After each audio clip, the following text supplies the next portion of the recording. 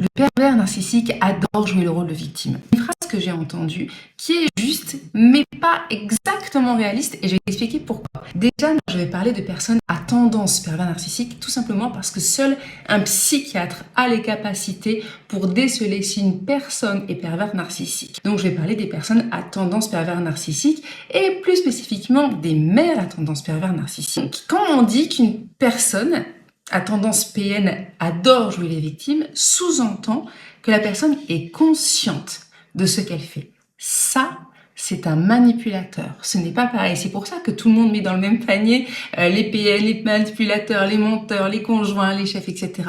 Non, le PN, la personne à tendance PN, a un vrai mécanisme cérébral mental.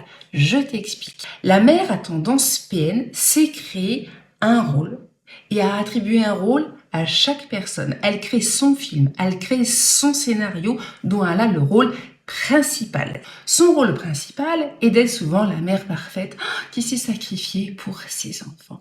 Mais pas que. Elle a effectivement ce rôle de victime perpétuelle qui lui permet d'avoir les attentions, l'amour, l'admiration.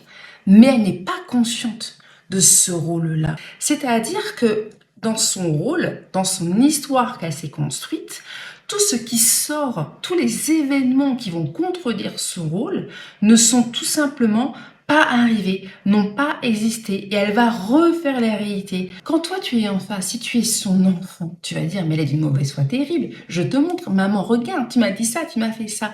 Sauf que dans sa tête, ça ne correspond pas à sa réalité, et non, ce n'est jamais arrivé. Et d'autre part, pourquoi elle a ce rôle de victime incessant, c'est que comme ces épisodes ne sont jamais arrivés, elle va toujours renverser la situation. Si tu dis, là maman, tu m'as blessé, t'as fait ci, t'as fait ça, elle va renverser la situation pour que tu sois coupable et que ça soit elle la victime.